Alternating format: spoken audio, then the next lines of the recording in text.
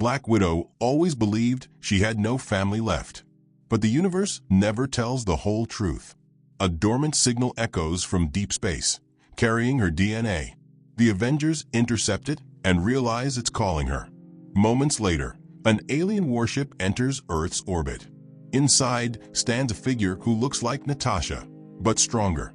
He claims to be her long-lost brother, engineered for war. And his first mission is to destroy the Avengers.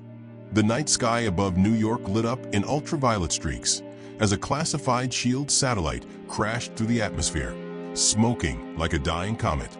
It wasn't falling, it was thrown. Across the globe, Avengers scrambled for answers. But only one name was found in the wreckage: Romanoff. Natasha stood in the war room of Avengers Tower, silent as Tony Stark analyzed the data. A deep frequency pulse, coded in a signal older than Earth itself, had been embedded in the satellite circuitry. It wasn't interference. It was a message, and it carried her DNA signature. Bruce squinted at the readings. This frequency, it's not human, but it's not fully alien either. It's cloned, spliced, augmented, and keyed to Natasha's genome. Natasha didn't speak. She stared at the hologram projection, a spiraling strand of red and black helix data that pulsed like a heartbeat. Outside the tower, clouds thickened, wind howled, and above the storm line, a ship shaped like a jagged red blade appeared. No stealth, no announcement, just power, broadcasting presence through sheer gravity distortion. Thor arrived in a crack of thunder. Something stirs beyond the veil. This ship does not drift, it hunts. The Avengers assembled on the rooftop as the ship hovered silently, ignoring military hails, ignoring Stark's attempts to scan it. Then it moved not toward any capital, not toward any weapon base, but toward Natasha. A beam of red light engulfed her, but she didn't flinch. She didn't run. Something inside her clicked into place, like a muscle memory she'd never used, like a scar she'd forgotten she had. "I need to go," she whispered. "Alone." "No chance," Steve said, stepping beside her.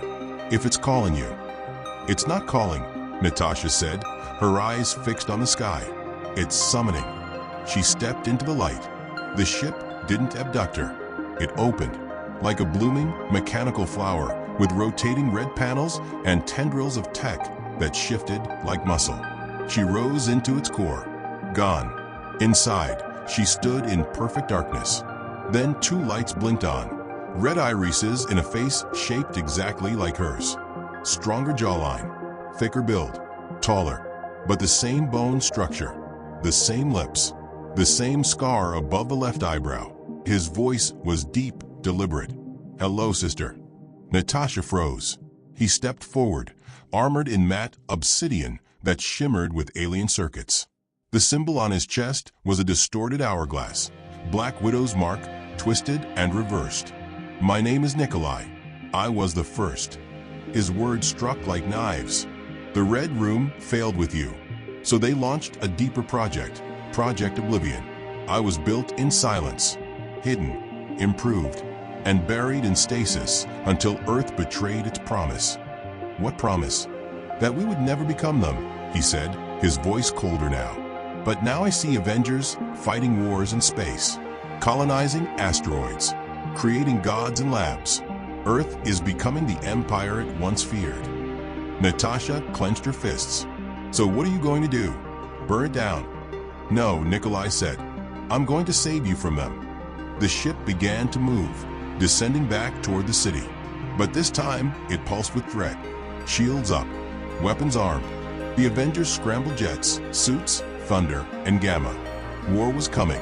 As Natasha stepped out beside Nikolai on the ship's landing platform, the world saw two Romanoffs, one in black, one in red. One from Earth, one from something else entirely. Tony's voice rang out over comms. "Nat, this guy's generating cosmic-level field energy. He's not here to talk." "He's not wrong," Nikolai said, hearing every word. "You always knew they'd turn on you, even your closest friend," he said, glancing at Clint Barton aiming from a rooftop.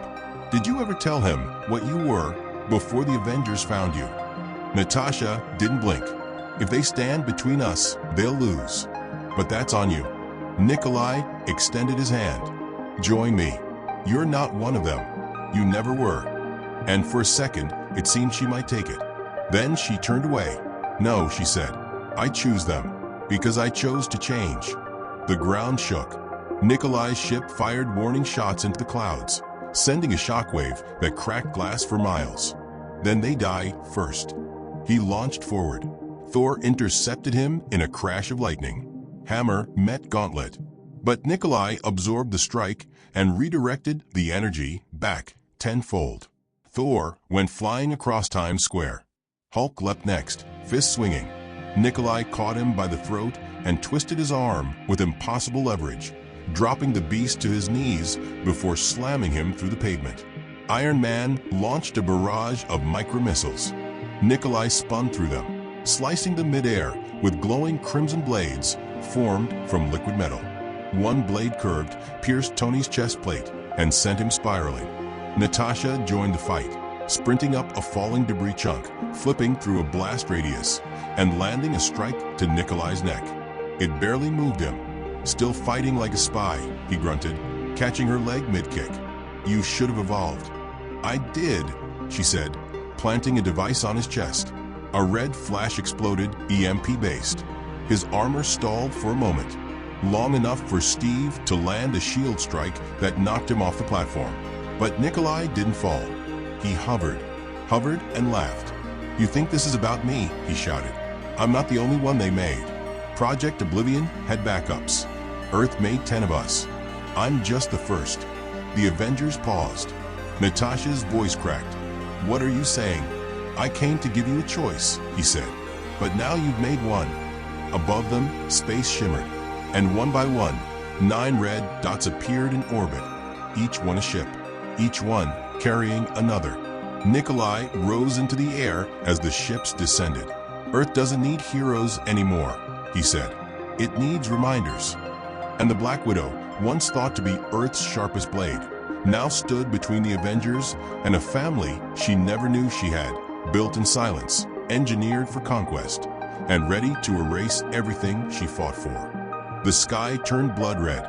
9 ships pierced the clouds like planetary swords, each humming with the same eerie silence as Nikolai's. They didn't fire. They didn't move aggressively. They waited, hanging in perfect formation above Earth, like judges deciding whether humanity deserved to breathe. Inside Avengers Tower, systems flashed into red alert. JRVIS was overwhelmed. Every satellite channel, every defense protocol, even the fallback AI failsafes were being jammed by synchronized pulses, not to disable them, but to study them. The enemy wasn't guessing. It was learning. Stark's voice dropped an octave. These aren't warships. They're incubators. Bruce paled. Each one is tuned to a different genetic frequency. Each one is syncing with a different Romanoff clone. Steve stepped forward. You're saying there's a Black Widow army up there? Bruce nodded. Cloned from her, but evolved into something else. Bioweapons. Each one probably trained in a different element. Speed, strength, stealth, fire, ice, even psychic abilities. A perfect blend of Earth tactics and alien tech. Natasha gritted her teeth. I didn't ask to be their prototype. Nikolai hovered above the battlefield, his voice cutting through the city like thunder. Humanity had a chance to stay hidden, quiet, weak, but it chose ambition. Now we answer. With a flick of his wrist, he triggered a pulse. The 9 ships opened. 9 figures emerged. All of them variations of Natasha. Different hair, different armor, different builds. One moved with the grace of shadow. Another carried raw lightning in her hands. Another had no face, just a black mask fused to her skin. Tony staggered backward. They're not just Romanoffs. They're weaponized identities. Someone turned her past into a battlefield. The faceless one landed first, right in front of Clint Barton. He didn't hesitate. Arrow to the string. Aim. Fire. She caught it mid-air. Snapped it in 2. Stepped closer. Clint fired again. This time, she vanished, blinked out of existence like mist. Behind him a whisper. You never knew her. He spun, but it was too late. She struck, not to kill, but to mark. A small red burn on his chest began pulsing, sinking to his heart rate. Natasha screamed, "They're not killing yet. They're tagging, testing us." Steve lunged at the closest one, the one cloaked in ice blue armor. She froze his shield midair with a glance, shattered it with a silent sonic scream, and spun into a barrage of kicks that sent him through 2 buildings. The Avengers were falling, not because they were weak, but because their opponents weren't random. Each clone was designed to counter them. Hulk charged again, but the one built like a juggernaut grabbed his leg and slammed him into the street like he was made of paper. She roared, a deeper mechanical echo of Natasha's voice, and dragged him through a truck. In the air, Thor summoned the storm. His lightning coiled into a hurricane and struck the clone army in midair. But one of them, sleek and black, stepped forward and absorbed the blast into her suit. She pointed her hand toward Thor and redirected all that energy back, focused, amplified, and threaded with antimatter. Thor was thrown out of the sky. Natasha stood in the center of the chaos, untouched. Every clone had attacked the Avengers, but none had come for her, until one finally did. She dropped from orbit like a spear. Red hair, twin daggers, no armor, just pure precision. Natasha braced. The feeling in her chest wasn't fear. It was recognition. She knew this one. She had dreamed her, remembered pieces of her in old Red Room visions. The perfect successor, the one they said was never finished. Project Echo. They collided in a blur. Dagger met wrist, elbow met chin, leg swept under leg. They moved like mirrors, both trained by the same ghost. But Echo had none of Natasha's restraint. She was cleaner, faster, colder. "You were the first," Echo said, panting mid-combat. "But I am the final." "You're just a shadow," Natasha snapped. "And I don't fear shadows." Echo smirked and stabbed low. Natasha caught the blade, twisted it, and slammed Echo into the pavement. But instead of groaning, Echo laughed. "You're weaker than I imagined," she whispered. "Maybe that's why Nikolai wanted to spare you. He thinks you're still salvageable." Tony's voice crackled in her ear. "We've got a plan, but it's risky." "Everything's risky," Natasha said, ducking a kick and elbowing Echo in the jaw. "What is it?" "We create a fake energy spike mimicking your genome, a clone kill switch. Trick the ships into thinking the clones are corrupted. But we need you close to Nikolai to pull it off. You in." Natasha looked at Echo, her face bleeding but still smiling. "I'm in." She pivoted, dodged Echo's final strike, and sprinted across the battlefield. Clones tried to intercept her. She ducked, flipped, slid. Clint covered her with a volley of arrows. Bruce, battered but still standing, smashed the ground to create a shockwave that gave her space. Thor returned from the sky and used his hammer to arc a lightning bridge between her and Nikolai's ship. She ran up the arc. Nikolai turned to face her midair. "Still running to them?" he asked. "No," she said, charging. She collided with him mid-flight. The pulse triggered. The clones below convulsed. Their systems blinked. The red tags glowed white-hot. Confusion, error, collapse. Echo staggered. Nikolai's eyes widened. "You used yourself as bait?" "I'm done being used," she growled. "This is my life now." His suit short-circuited. The clones fell like puppets whose strings had been cut. Some screamed.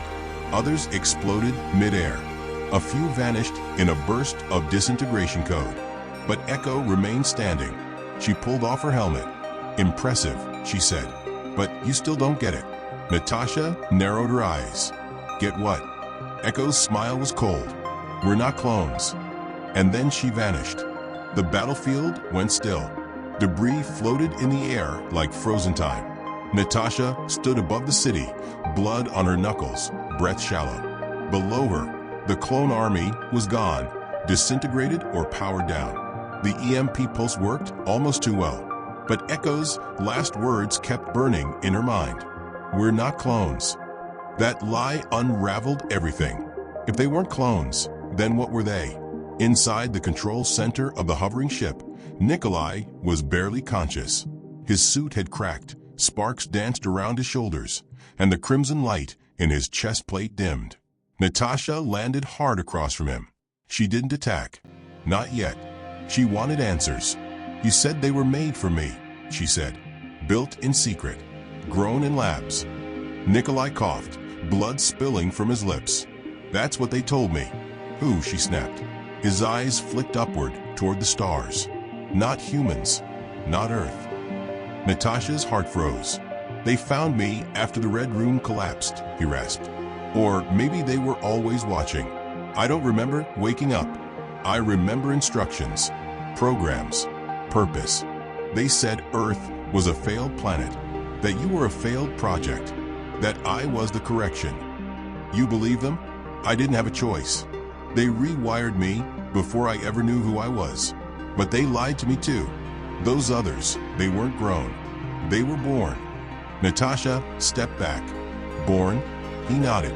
"Stolen at birth. Trained in deep space. Taken from your DNA, yes, but carried by surrogates. Genetically perfected. Programmed differently. They don't think they're copies. They think they're better." Echo wasn't a clone.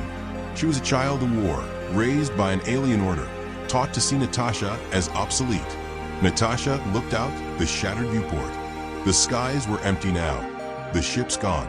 "Gone where?" "They pulled back," she muttered. Nikolai closed his eyes. "To awaken the others." Echo failed her test. "So now they'll call the Alpha Line." She turned sharply. "How many are in the Alpha Line?" Nikolai didn't answer. "How many?" she roared. 73. The words nearly stopped her heart. "And they're not copies?"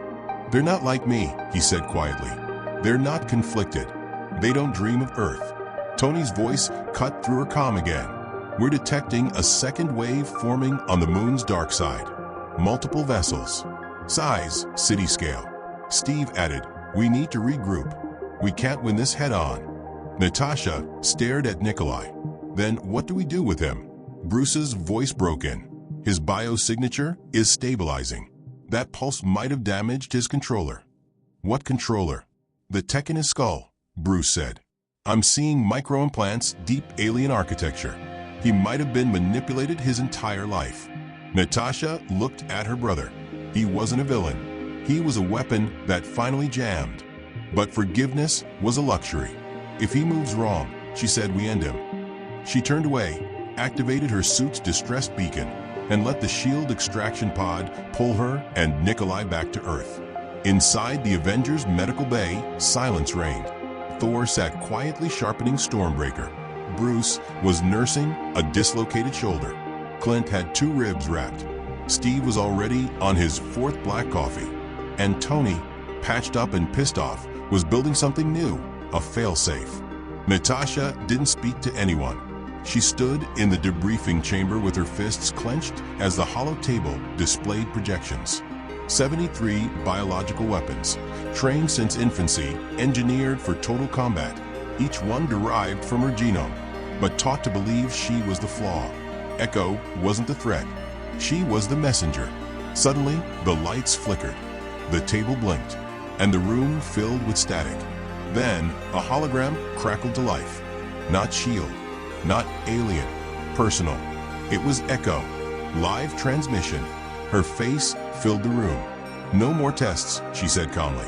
"No more illusions. The Alpha Line has awakened. You are not the target. Earth is." Natasha stepped forward. "Why now?" "Because Earth reached too far," Echo replied. "Because your team played with stones it didn't understand. Because your planet made gods and called it science." Tony whispered, "She's talking about the Infinity Protocols. Our attempt to simulate the stones." Echo nodded. "You triggered an echo frequency, one that reached across galaxies. The Alpha Line isn't just coming to cleanse Earth. They're coming to harness it." Natasha's voice cut like ice. "You want the planet?" "No," Echo said.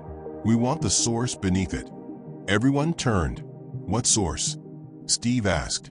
Nikolai's voice rasped from behind. "The vault." Tony blinked. "You know about the vault?" "The aliens that raised me, they mapped Earth's deepest layer," Nikolai said. "The vault isn't a myth. It's real, and it's bleeding power." Bruce whispered, He's talking about the cosmic rift below the Earth's core. We detected a leak months ago. We thought it was just tectonic. Nikolai shook his head. It's not tectonic. It's alive. Echo's voice turned quiet, and the Alpha Line was born to unlock it. Then the signal cut. Everything went black. Moments later, alarms triggered. Global readings spiked. Moon activity surged. A beam of red light pierced from the dark side of the moon to Earth's upper atmosphere. Fast, quiet, and invisible to most systems. Until it hit the ground. An entire region in Siberia just vanished. Wiped off the map. Natasha whispered, "They're already here." The Avengers looked to each other, bruised and unprepared. This wasn't a war anymore. It was a countdown. The crater in Siberia glowed red for 13 hours. No radiation, no heat, just silence, as if the Earth itself refused to acknowledge what had happened. A city gone, its people gone, not vaporized, not crushed, erased. Tony's scanners couldn't trace any energy signatures. Thor couldn't sense anything divine. Strange wouldn't answer their calls. And Fury's satellites had no footage, only static recorded backward. But Natasha knew. Echo had arrived. And she wasn't alone. Deep beneath the rubble, in a vault older than any nation, the first seal cracked. Buried under volcanic ash and Soviet concrete was something the world had tried to forget. Something the Avengers had sworn never to touch, the vault core. It pulsed now, like a waking heart. In Avengers Tower, chaos turned to planning. The moon readings were clear. 9 more projectiles were forming, each linked to a known vault location. The Mariana Trench, the Sahara core site, the Arctic base, the Amazonic node, and others too classified to exist on any map. Steve stood before the table. They're not just invading. They're activating something. Bruce pulled up a projection. It's planetary scale. A terraforming code hidden beneath Earth's crust. I think Earth was seeded a long time ago, and this was the failsafe. Clint raised an eyebrow. Failsafe for what? To erase everything, Bruce said, and start again. Natasha stepped in, bruised but steady. Then we intercept the next beam. We pick a site, hold the ground, and stop them from waking it up. Everyone went quiet. Thor cracked his knuckles. Then let us choose the most dangerous one. Tony grinned, half broken. Good, because it's in the trench. And I'm bringing something stupid. Minutes later, the Avengers launched. They didn't split up. Not this time. The Quinjet flew low over the Pacific, wind slicing across its wings, as the trench opened below. What they found wasn't water. It was void. A vertical tunnel bored straight into the planet, blacker than black, spinning with cosmic geometry. At the bottom of it stood her, Echo, arms folded. No armor now, just skin-tight fabric woven with living symbols. Around her, 7 Alpha siblings waited, each one glowing with power, each face a twisted reflection of Natasha's. Fire, frost, metal, lightning, psychic, sonic, shadow. "You're late," Echo called out. Natasha stepped forward. "You missed." "I wasn't aiming for Siberia," Echo said. "That was just a signal." "Then this ends now." Echo smiled. "No, Romanoff. This begins now." The Alpha Line attacked. And for the first time since Thanos, the Avengers fought like survivors. No speeches, no hesitation, just raw fury. Steve blocked a shadow blade with half a shield. Thor clashed lightning with pure sound. Hulk caught the fireborn brother midair and slammed him into the sea, boiling 1,000 gallons on impact. But it wasn't enough. The Alpha Line didn't slow. Tony dropped the hammer. Literally. He had forged a quantum disruptor shaped like a warhammer, powered by gamma cores, and he slammed it into the seabed. The shockwave cracked the trench floor, revealing the second vault beneath. Echo screamed, not in fear, but in rage. "You can't stop what's buried," she growled. "Earth is a chrysalis, and we are the flame." Then the vault pulsed. The water vanished. The sky fractured, and something ancient began crawling out. The thing crawling out of the trench wasn't alive, and yet it breathed. Massive, angular, covered in stone-plated armor, with glowing red veins. Its head was shaped like a broken crown. Its limbs moved like tectonic plates. Eyes opened across its back, some human, some not. It was made from Earth, but powered by something older. Bruce collapsed to his knees. That's not a weapon. That's the vault itself. The ancient failsafe had a name written across its spine in alien script. But Natasha didn't need a translation. It meant reset. Echo rose above it, arms glowing. Her alpha siblings sinking in perfect formation. Each one locked into a position around the creature, feeding it power, blood, memory. They were never meant to conquer Earth, Tony muttered. They were bred to wait this. The sky twisted. Thunder cracked. The ocean split apart, revealing submerged ruins that rose like black ribs from the sea. The planet was beginning to rewrite itself. But Natasha ran toward it, toward Echo, toward the source of it all. They collided midair. No weapons, no backup, just two halves of the same code. Sisters not by blood, but by consequence. You don't get to choose for us, Natasha hissed. You already chose wrong, Echo spat. They hit the trench wall. Natasha's fist cracked Echo's jaw.